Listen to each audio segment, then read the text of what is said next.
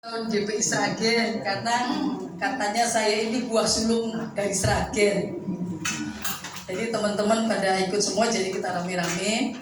Tapi ternyata Pak Pendeta Robert sudah hubungi banyak pendeta yang di pasaran di mana-mana. Yang di pasaran kita batalkan karena memang niatnya ke sini mau menjenguk Mbak In dan Pak Robin. Haleluya. Tapi terima kasih buat kesempatan hari ini.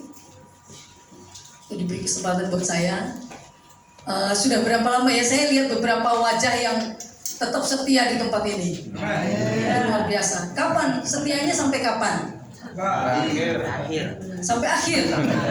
Iya, Wahyu pasal 2 ayat 10 berkata bahwa hendaklah kamu setia sampai mati. Setianya sampai kapan? Mati. Sampai mati. Maka Tuhan bilang gini, aku akan mengaruniakan kepadamu mahkota kehidupan. Amin. Kalau nggak setia sampai mati berarti nggak ada mahkota kehidupan. Amin. Amin. Bilang kiri kananmu, kamu harus setia sampai mati di tempat ini. Di tempat ini loh, setia sampai matinya di tempat ini. Bukan setia sampai mati di tempat lain, bukan. Nah, saya sedang mau bicara tentang kesetiaan. Tuhan itu setia, bahkan sampai akhirnya dia setia. Kalaupun kau tidak setia, aku tetap setia. Nah, kalau kita mau serupa dengan Tuhan, serupa dengan Kristus, artinya kita juga harus punya kesetiaan sampai akhir. Amin. Berdiri di tempat ini buat bapak ibumu, berdiri di tempat ini buat ibu rohanimu.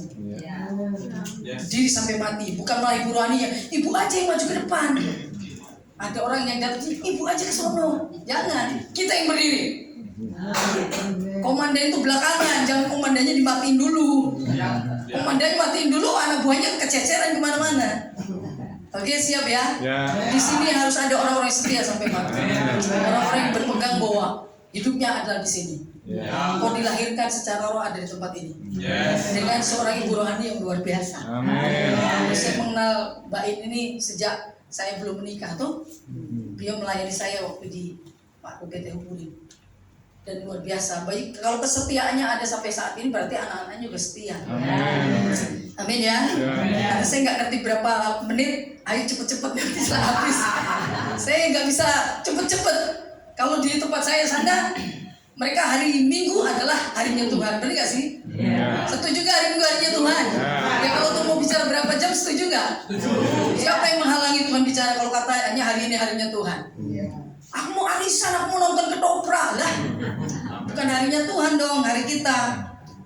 Oke ya, mari kita dengar firman Tuhan. Jadi kita harus setia sampai mati. Nah, masalahnya, ya kita baca dulu aja yuk. Soalnya Bapak Ibu kalau nggak tertulis nggak percaya ini. Harus ada ayatnya, biasanya gitu kan. Ayatnya mana? Yesaya pasal 14 ayat 12.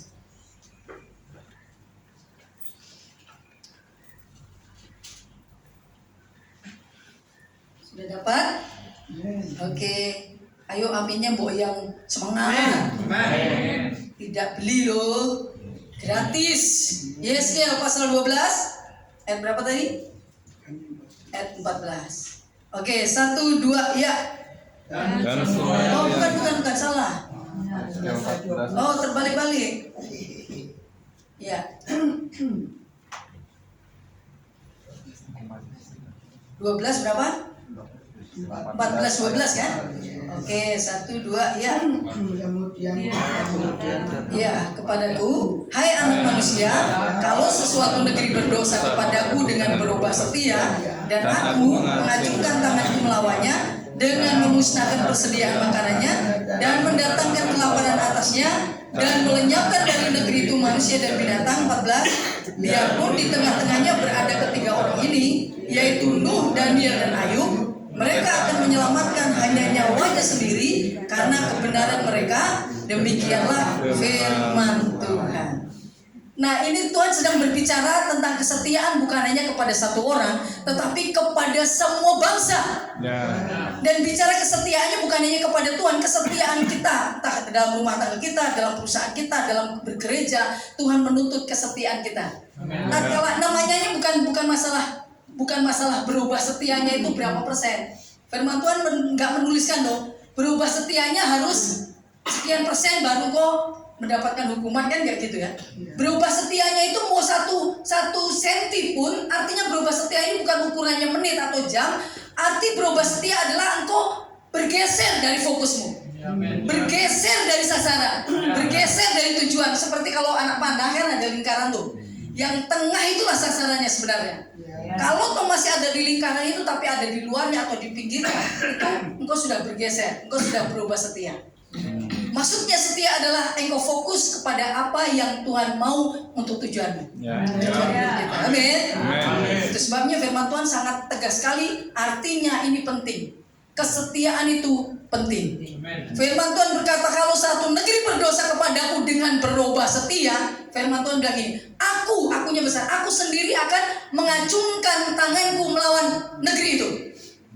Negeri itu bicara tentang lebih dari satu orang, bicara tentang banyak orang. Tetapi Tuhan hanya mendapatkan, menginginkan kesetiaanmu, bukan negeri. Kalau satu orang setia di satu negeri, maka negeri itu gampang sekali untuk setia. Mulai dari satu orang. Makanya dia memanggil dalam keluarga 2 orang, dalam satu kota 1 orang. Amin. Supaya apa? Di dalam kesetiaan itulah kita melihat bahwa kita ini berbeda dengan orang lain. Jadi tatkala kesetiaan itu Tuhan bilang gini, aku akan mengacungkan tanganku melawan orang itu dengan apa? Memusnahkan persediaan makanannya. Bilang kiri kanan lagi, persediaan makananmu di mana, Mbak? Di mana persediaan makanan Bapak Ibu? Ayo, di gudang atau di tabunganmu atau di mana nih persediaan makananmu? Kalau kau sedikit saja berubah setia, ini bukan ancaman, ini firman Tuhan. Firman Tuhan itu kan di perjanjian lama. Perjanjian lama dan perjanjian baru semuanya adalah firman Tuhan. Satu iota pun Tuhan gak mengurangi itu. Semuanya kebenaran. Itu sebabnya Tuhan ingin kita yang sudah ada di dalam generasi ini, generasi apostolik, generasinya Tuhan, generasi Raja Wali, generasi anak panah, generasi yang luar biasa ini, kita harus mengerti bahwa kita harus punya kesetiaan yang teruji. Amin. Berkata Wahyu pasal 2 ayat 10 berkata ini, kamu harus tahan menderita, akan banyak penderitaan, akan banyak masalah, tetapi biarlah engkau setia sampai mati. Loh, orang yang mengikut kebenaran itu bukan berarti nggak punya tantangan. Lebih banyak tantangannya daripada orang yang asal-asal. Apalagi kita sudah menemukan firman yang murni. Amin. Firman yang murni itu membersihkan kita. Gak ada kompromi. Dia katakan dia tidak, selebihnya itu dari si jahat. Jadi Bapak Ibu, kalau gereja masih ada kompromi, gereja masih ada, yang penting ke gereja lah, kok nggak ada perubahan. Sementara kita harus progress, harus mengupdate hidup kita. Semakin hari orang di dalam gereja itu, ini jujur nih, sudah berapa tahun Mas ke gereja ini? Hitung dulu. 10 tahun lebih? 20 tahun lebih? Hampir 30. Hampir 30 tahun. Nah, jujur nih, makin lama makin kuat atau makin lama makin lemah? Loh, makin dengar firman Tuhan kan kadang-kadang malah makin loyo loh. Ke gereja. Ada orang bilang sama saya, Bu, saya ini Bu sudah malas ke gereja Bu. Kenapa? Orang gereja gak ada berubah, gak ada perubahannya, makin kurang ajar, makin dia pokoknya ngata-ngatain jelek gereja lah. Lalu ada satu pendeta pernah ditanya gitu juga. Nah, saya juga kasih jawaban sama dengan pendeta yang pernah saya baca itu. Coba kamu bawa satu air, kamu pegang di dalam wadah, lalu berputarlah di dalam gereja ini 3 kali 4 kali ya, sampai 3 kali lah. Tapi gimana caranya supaya air itu nggak tumpah yang kamu pegang? Lalu dia pegang air itu, dia fokus kepada air itu, dia sampai 3 kali putaran. Lalu Bapak Pendeta itu bilang, kamu lihatlah anak lari-lari tadi di sini. Oh, nggak lihat Pak Pendeta. Kamu lihatlah ada ibu-ibu di sini lagi ngerumpi ngomong-ngomong begitu tadi. Nggak Pak Pendeta. Kenapa? Karena fokusku adalah menjaga air ini supaya nggak tumpah.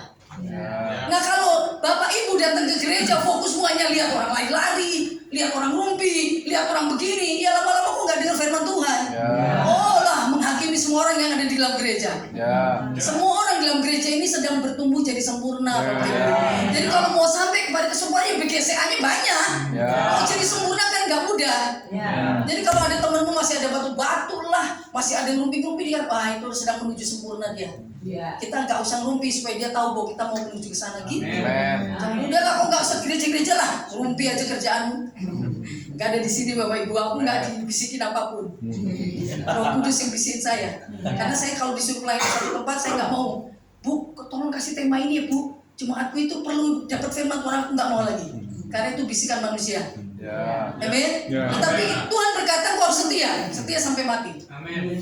Dan dia mengacungkan tangan melawan orang itu, dengan memusnahkan persediaan makanannya.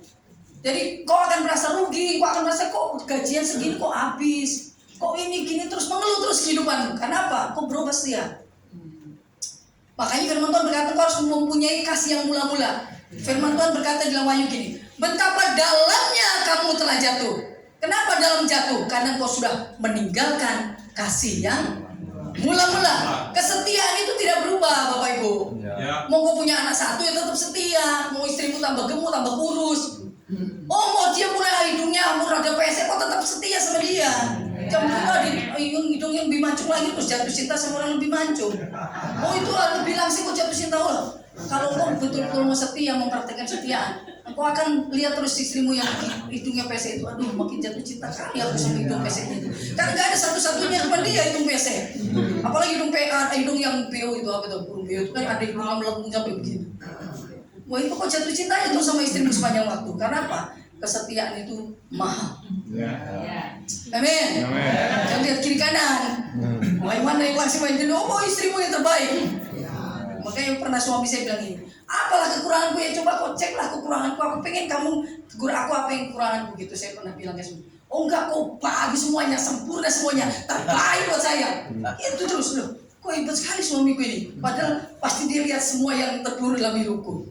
Tapi bahasanya itu, bahasa imannya itu dahsyat. Kita juga kayak gitu sama istri kita. Mbak kurusin sedikit tuh badan. Sakit hati dia mah makan terus aja. Ya Min, kau cantik kali mbak tiap hari. Gitu terus cantik aja tiap hari. Imanmu nyampe ke situ. Kenapa aku bicara iman hari ini? Padahal bicara tentang kesetiaan. Campur-campur lah ya. Oke, masih semangat? Amin. Mari Bapak Ibu kita lihat. Kenapa firman Tuhan berkata mengacungkan tangan melawannya dengan persediaan makannya, memusnahkan orang-orang di dalam, binatang bahkan semuanya dilenyapkan. Karena Tuhan nggak butuh banyak orang. Tuhan hanya butuh orang yang betul-betul setia.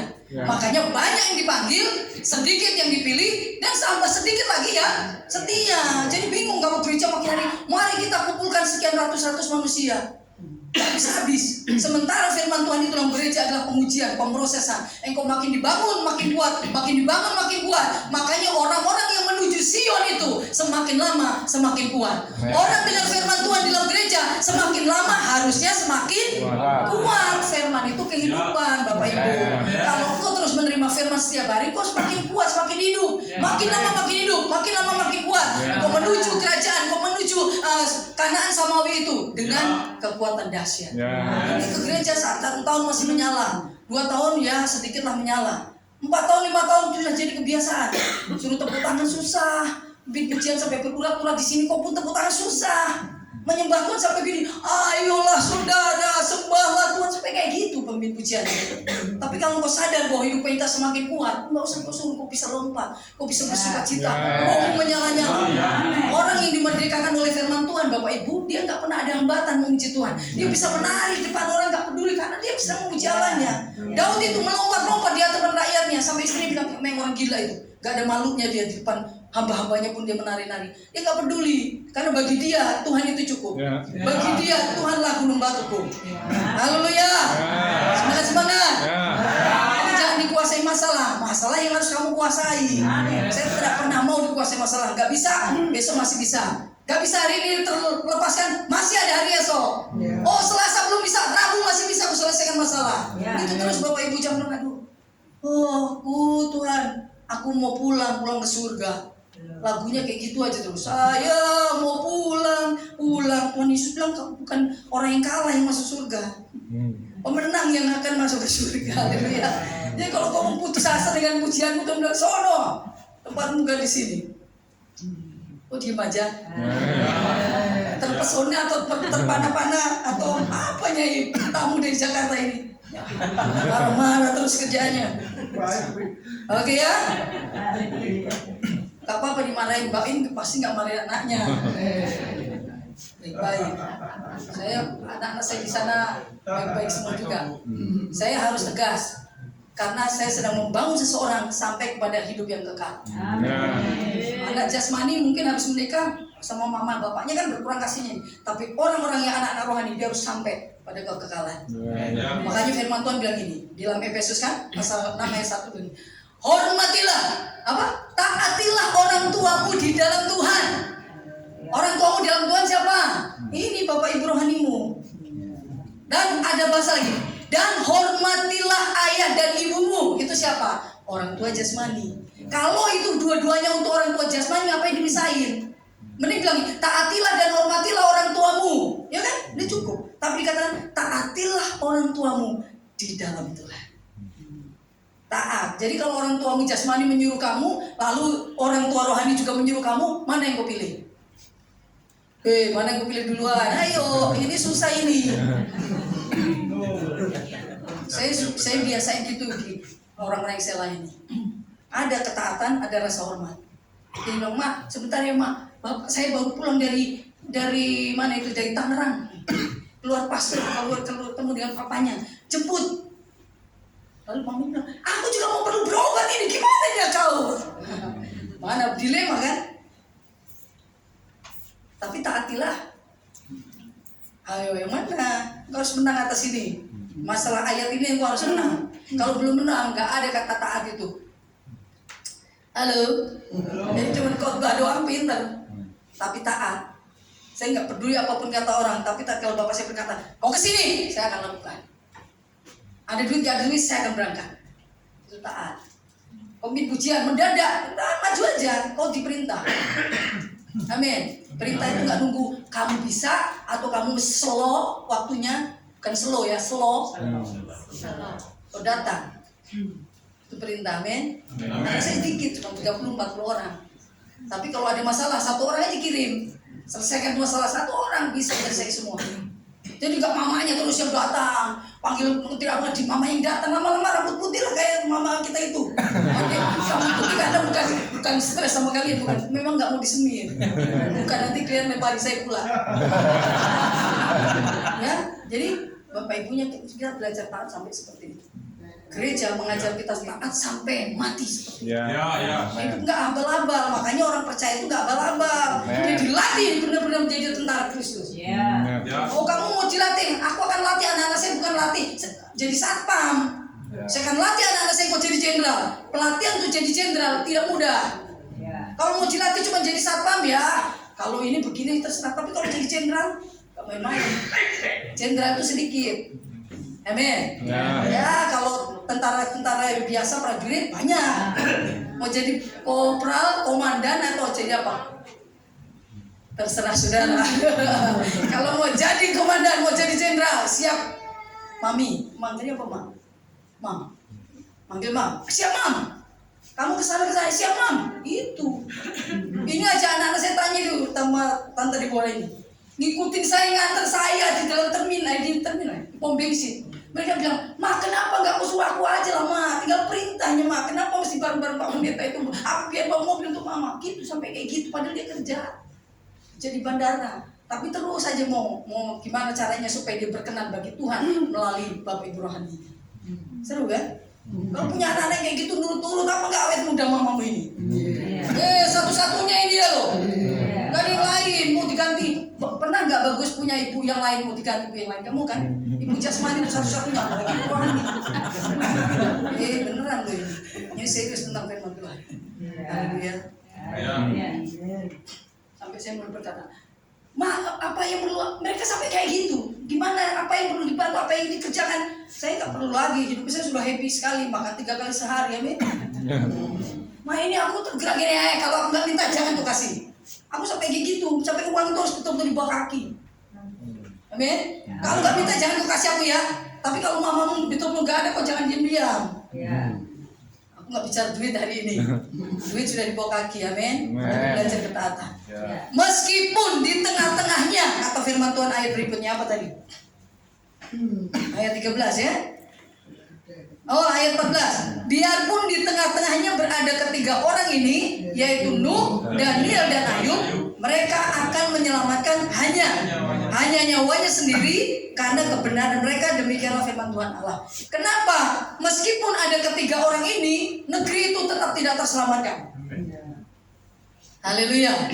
Tuhan itu nggak berdoa untuk semua orang. Di dalam Yohanes pasal 17 dia berkata, aku bukan berdoa untuk dunia ini. Aku tidak berdoa untuk dunia ini. Tapi aku berdoa hanya untuk orang-orang yang kau percayakan kepadaku. Mamamu ini tidak berdoa untuk seluruh kampung ini. Dia hanya berdoa untuk orang yang dipercayakan kepadanya. Bapak Ibu semua yang di sini. Hanya itu doanya.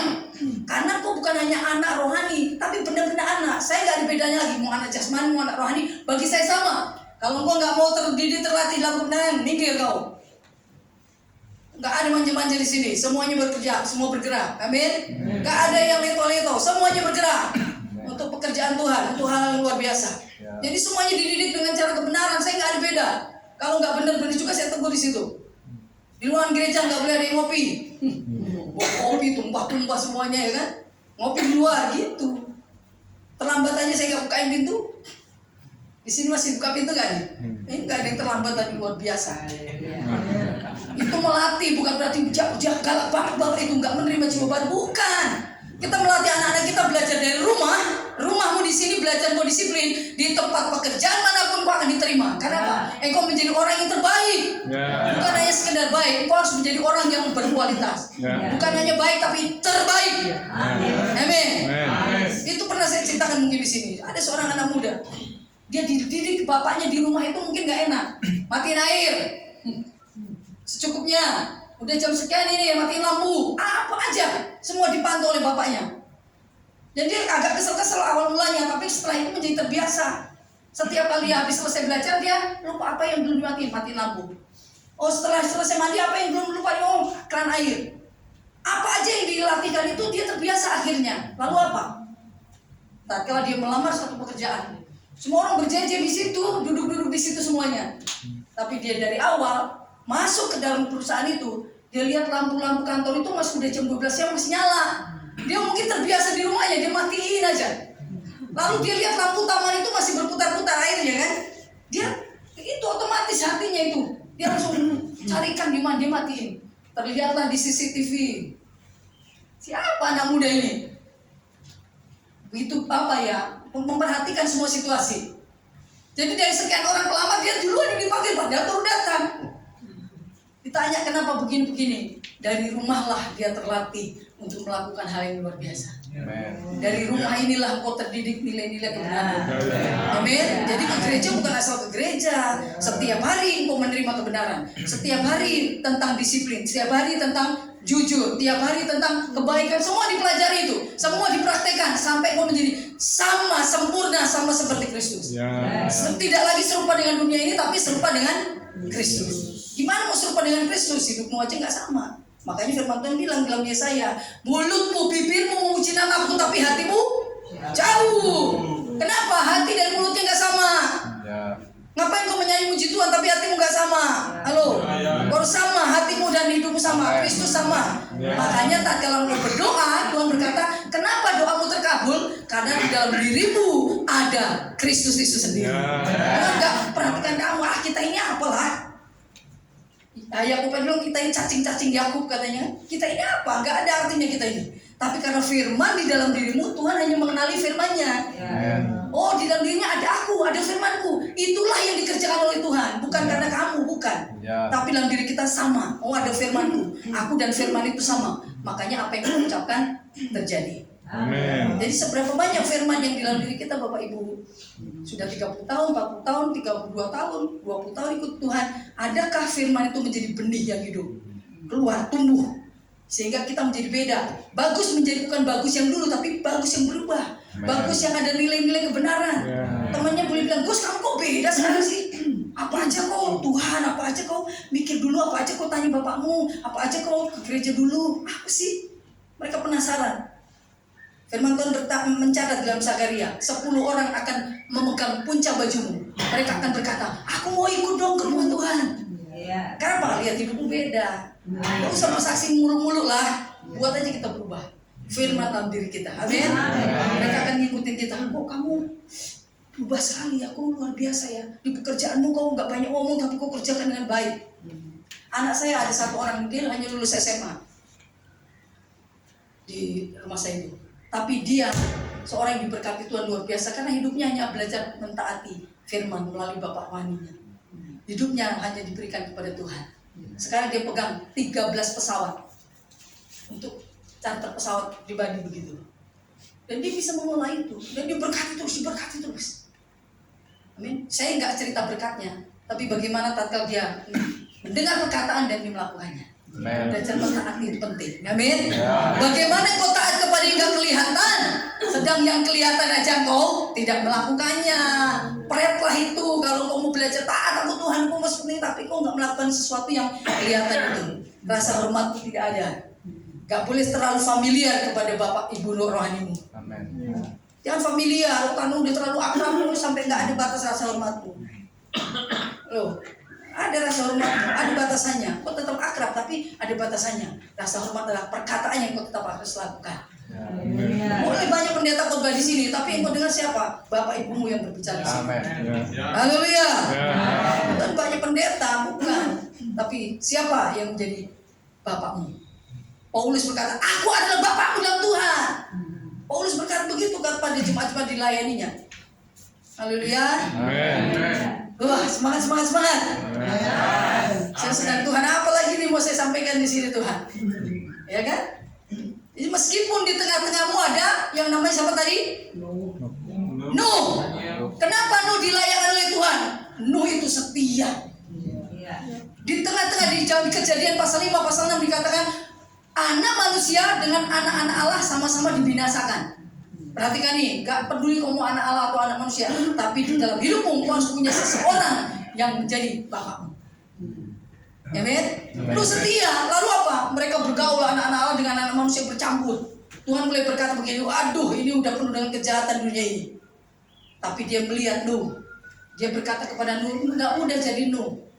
Bagaimana dia harus memisahkan dirinya dengan banyak anak-anak Allah yang lain yang hidupnya gak beres, bermasalah. Lalu dia harus mentaati firman Tuhan. Dia berkata, Nuh, aku akan hukum dunia ini dengan 40 hari 40 malam dengan air bah. Selama seminggu ini, 7 hari ini, kamu buatlah selama 7 hari ini bahtera 300 hasta panjangnya, 50 hasta tingginya, berapa? 30 hasta lebarnya, 50 lebarnya, tingginya 30. Nanti baca itu terbalik. Oke? Dan buatlah itu semuanya dari kayu gofir. Wah, Tuhan sampai detail sekali. Kalau Tuhan bicara itu sangat lengkap, detail sekali. Tidak membingungkan kamu. Kalau Tuhan bicara tidak membuat kau bingung. Amin. Ini Tuhan bicara satu tapi suaranya beda-beda. Gimana yang dilakukan ini? Itu sebabnya kau dengar aja bapakmu bicara, udah cukup. Mau orang lain bicara apa saja, bapak saya ngomong itu udah cukup. Ada anak saya suka bilang, Mama, bagus gak baju yang kupakai? Lalu dia tanya lagi sama kakaknya, Kak, bagus gak sih kupakai? Tanya lagi sama abangnya lagi yang lain. Sampai aku bilang, stop. Kalau kau udah tanya mamamu itu cukup. Mau bagus sama jelek kata orang, kamu harus bangga. Mamaku udah bilang bagus, itu udah selesai. Itu selesai. Jangan tanya semua orang. Kalau mamamu bilang bagus, udah kau nggak usah peduli kata orang. Bapakmu yang kau dengar. Woi, halo. Begitu. Supaya kau nggak kebingungan kau nanti dengar kata orang. Oh, pendeta ini bilang gitu ya, Mak. Pendeta ini, bagaimana, Mak? Udah dengar aja bapakmu bicara. Amin. Supaya kau nggak kebingungan, kau terarah nanti, kau terdidik nanti. Nilai-nilai kebenaran daripadamu kau diperlengkapi terus. Saya nggak mau izinkan siapapun kalau itu nggak satu sumber. Kenapa? Supaya nggak kacau. Didikannya supaya nggak kacau. Amin. Jadi harus satu. Supaya nilai-nilai itu lengkap. Akhirnya apa? Tuhan disuruh, Nuh suruh buat seperti itu dia lakukan. Firman Tuhan mencatat, Nuh melakukan seperti yang diperintahkan. Artinya sama persis. Kenapa harus kayu gofir? Kalau air bah 40 hari 40 malam, kalau kapalnya itu bahteranya itu dibuat sesuka hatimu, pakai kayu yang kau buat, itu pecah, nggak tahan dengan air bah itu. Tuhan memperlengkapi kita, dia udah tahu ukurannya seperti ini. Oh, kondisi kayunya seperti ini. Pakai kapalkannya seperti ini, kamu buka pintunya seperti ini. Semua binatang-binatang yang masuk itu semuanya seperti ini. Dia udah lengkapi semuanya. Supaya apa? Tatkala air bah datang, itu tidak membahayakan kita. Kita disiapkan itu supaya sekali kelak nih Bapak Ibu, badai itu sekali-sekali datang. Air hujan boleh datang tiap hari, angin boleh datang, tapi angin badai tidak sering. Tapi kenapa kok dibangun segitu kuat dengan firman Tuhan supaya tatkala badai, situasi yang tiba-tiba datang kepadamu yang tidak terduga itu datang, kau tidak tergoncang. Kau menjadi orang yang kuat. Terserah orang kabar-kabar mengerikan di luar sana, tapi kau tetap ada di dalam perahu itu, makanya kau tak tenggelam. Izinkan Yesus dalam perahu itu. Makanya kau harus satu perahu dengan Yesus. Oh, Yesus kalau ada goncangan datang, dia bukannya panik, dia tidur. Kamu bisa nggak kalau ada masalah tidur? Jangan teriak-teriak. Murid-murid Tuhan itu kebiasaan berteriak. Ada badai berteriak, lapar berteriak, nggak punya air berteriak. Kan orang Israel bersungut-sungut aja kerjaan, mulutnya aja terus. Hari-hari ini belajarlah tenang kalau ada masalah. Amin. Supaya ibumu juga tenang di sini. Ma, gimana ini ma? Gak ada lagi ongkosku ma. Ma, gimana ini? Beras udah kosong ma. Perusahaanku dibatalkan gini ma. Aduh, pusing lah mamam itu. Ke umur panjang dia. Gimana supaya umur panjang? Wah, anak rohani saya sih, mama mau pergi kemana? Ma, biar aku yang beliin tiketnya ma. Mereka udah kerja sama masing-masing yang beli tiket, yang beli ini gitu. Jadi aku cuma jalan aja terus. Ada duit, gak ada duit, jalan aja. Karena apa? Aku udah bangun kamu kok. Kalau mamanya udah bangun seseorang anaknya, terus anaknya jadi ensinyur, udah dikaya, udah diberkati Tuhan, masa dia gak layak membawa dia pergi ke Singapura jalan-jalan? Halo? Kalau kau sudah didoakan, kau dinubuatkan, kau menerima kebenaran firman Tuhan, kau menjadi orang yang hebat. Gak usah disuruh-suruh, kau sudah tahu gimana caranya. Kau ajak mamaku ini makan apa kayak yang senang gitu. Halo? Jangan masalah aja kau cari. Mam ini ke. Ada masalah nih, masalah terus kau datang sama dia, tapi pas diberkati, kau diam-diam. Itu nggak adil. Amin. Saya bukan ngapa-ngapain, bukan. Gak ada motivasiku di sini. Saya udah cukup saya. Aku gak cari uang juga di sini. Amin. Gimana caranya firman Tuhan masuk dalam dirimu, kau menjadi orang berubah. Menguasai kota Sragen ini. Kota Sragen, gereja sedang digoncang karena mereka tidak dibangun dengan kuat. Wah, bermusuhan, berlomba-lomba, jemaat pindah sana pindah sini karena gak terlatih. Wah, anak saya itu mau tak kasih berapa miliar untuk pindah satu gereja, aku bayar kamu. Musikmu dibayar berapa di situ, aku gak pernah bayar musik. Mereka bekerja untuk Tuhan melalui orang tuanya. Maka mereka yang kasih aku duit. Serius ini, aku tentang bicara tentang kayak gini. Tapi mereka bilang, putawain kau gini-gini. Mereka mau dibayar berapapun, mereka gak mau pergi. Mereka harus setia sampai mati di tempatnya. Itu mama aku masa aku tinggalkan sendiri. Apalagi saya tinggal satu-satu, mama aku tinggal satu-satunya. Jangan kau buat susah ya. Kalau anakku jasmani aja kurang aja sama saya, anak-anak saya yang maju itu anak rohani. Kau jangan macam-macam sama mama ya, itu mama aku juga ya. Jangan kau buat susah dia. Gimana itu kita nggak bersuka cita, ya? Makanya harus kau didik anak jasmani, kau didik di rumahmu. Sendal aja nggak bisa diatur, nyuci baju nggak bisa, nyuci piringnya orang lain nyuci. Ajarin nyuci piring kamu, habis makan cuci barangmu sendiri, cuci apa yang kau kerjakan, amin. Itu gereja. Gereja itu tempat melatih. Gereja tempat mendisiplin orang lain. Gereja itu tetap mendidik engkau sampai naik dan bukan turun. Kau terus naik dan bukan turun. Kau akan jadi kepala menjadi yang terbaik dan bukan ekor. Itu akan terjadi di dalam gereja. Kalau kau sungguh-sungguh mempraktikkan nilai kebenaran. Amin. Kau jadi lebih baik. Makin hari makin kuat, makin hari makin bersemangat. Apalagi mak, saya sampai ngajarin anak saya gini. Kamu diberkati sukacita enggak? Sukacita sekali. Tapi pada waktu kamu diperintah, sukacita enggak? Saya mengajari mereka, sukacitamu waktu diberkati dengan sukacita waktu mendapatkan perintah harus sama. Itulah nilai yang sebenarnya. Oh, disuruh Tuhan, kau berkorban, kagak mau, diberkati, yes. Gak adil itu. Amin. Jadi kalau mereka mendapat perintah, bilang, kau gak senyum, saya gak jadi suruh kamu. Kau gak sukacita, saya gak jadi suruh kamu.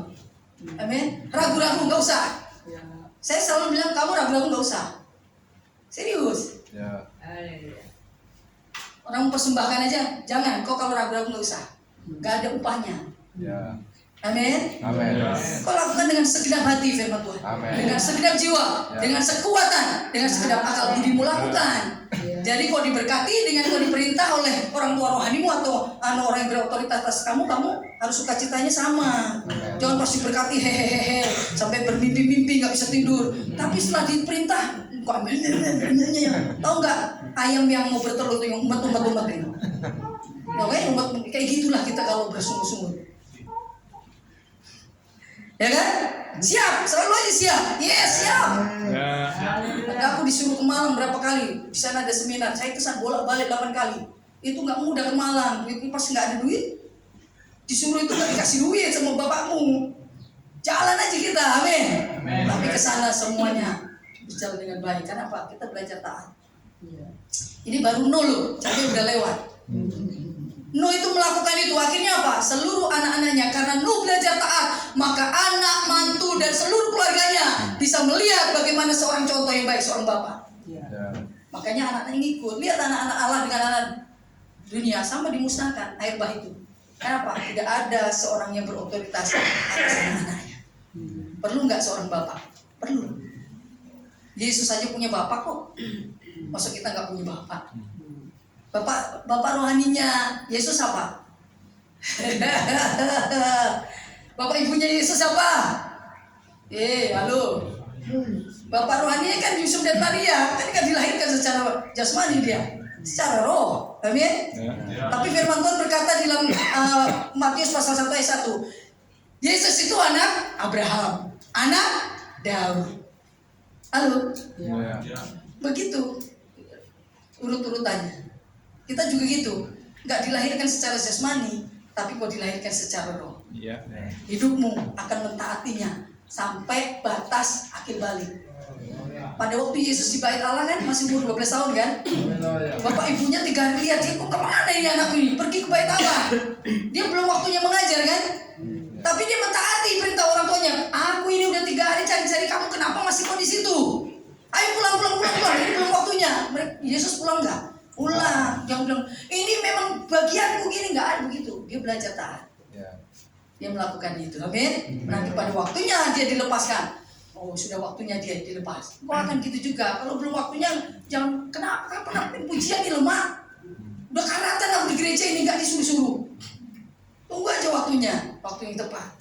Kau pergi sini, kau kesini, kau sini. Dahsyat. Kita jadi anak panahnya dilepaskan di sini. Waduh, itu luar biasa. Amin. Mau diberkati lebih. Kau nggak jadi biasa-biasa aja, karena berkat bangsa-bangsa akan jadi bagianmu. Kalau cuma kau melakukan sesuatu untuk berkatmu sendiri, ya berkat sebatas kamu, tapi banyak bangsa-bangsa akan dikirimkan kepadamu. Terbuka sampai kita bosan-bosan, Tuhan cukup aku Tuhan, yang lain aja kau berkata aku udah cukup Tuhan. Pernah nggak kau bilang gitu? Belum pernah, ya kan? Masih kurangin lah, mamaku mantu, belum kurang, masih kurang terus. Tapi nanti sekali kelak waktu firman menjadi fokusmu, engkau tidak berubah setia, engkau akan lihat nilai-nilai kebenaran mengikuti. Kebajikan, kemurahan selalu mengikutiku. Sampai rupiah itu bagimu sudah kayak pergi keluar negeri kemana-mana kayak ke toilet aja. Dari mana ke Hawaii? Baru ya sebentar lagi kami ke Eropa. Udah terbiasa itu. Itu mengikuti, bukan itu yang kau kejar. Bonus itu bonus. Gak mungkin orang mau beli mobil cuma cari payungnya doang. Ya bonusnya kan payung. Masa payung yang kau kejar bukan mobilnya? Halo? Kejar kebenaran itu. Cari dulu. Maka semua ditambahkan. Panjang umur ditambahkan, berkat ditambahkan, keturunan ditambahkan. Oh, generasi yang takut akan Tuhan terus ditambahkan. Kenapa? Fokus semua adalah kebenaran. Amin. Jadi jangan yang rupiah, yang jasmani itu jangan nomor 1. Jangan. Karena kau diutus kemana-mana tidak dengan jasmani. Jangan bawa pundi-pundi, ya kan? Jangan bawa pakaian, kasut, semuanya. Bawa aja yang ada padamu. Kau bawa dengan imanmu, Tuhan akan lakukan sesuatu. Oke, itu tentang Nuh. Akhirnya apa? Nuh itu justru badai yang datang atas hidup Nuh karena Nuh taat. Badai itulah yang membawa Nuh naik. Tantangan yang kau hadapi nanti, kesulitan yang kau hadapi nanti, waktu hidupmu sesuai dengan firman Tuhan, justru badai masalah yang kau alami membawamu naik. Badai yang dialami Nuh membawa dia ke gunung Ararat. Yang lain mati tenggelam, tapi Nuh dibawa naik melalui badai. Masalah orang lain bisa mati, masalah orang lain bisa tenggelam, masalah orang lain bisa pensiun dini, tapi hidupmu dengan masalah dibawa terus naik. Semuanya ada masalah. Lihat nanti tentang Daniel ini. Daniel tetap taat sekalipun dia sedang ada di dalam masalah, bukan di luar masalah, bukan sebelum masalah datang. Ini masalahnya banyak anak Tuhan waktu ada masalah dan Tuhan lalukanlah masalah ini, lewatkanlah, jangan ada kami menghadapi masalah. Nah kalau nggak ada masalah terus gimana hidupmu? Nggak proses juga. Tapi Daniel pada waktu sudah ada masalah di tengah-tengah situasi yang sulit, tapi dia tetap setia. Kesetiaan itu Bapak uji teruji, harus teruji dalam diri kita hari ini. Amin. Nuh berhasil, dia mengalami begitu banyak pertolongan Tuhan. anak-anaknya, mantunya selamat. Karena ada seorang yang mau berdiri bagi Tuhan. Ya. Di dalam rumahmu sebagai kau kepala rumah tangga, kau berdiri bagi anak-anakmu, bagi istrimu untuk takut Tuhan.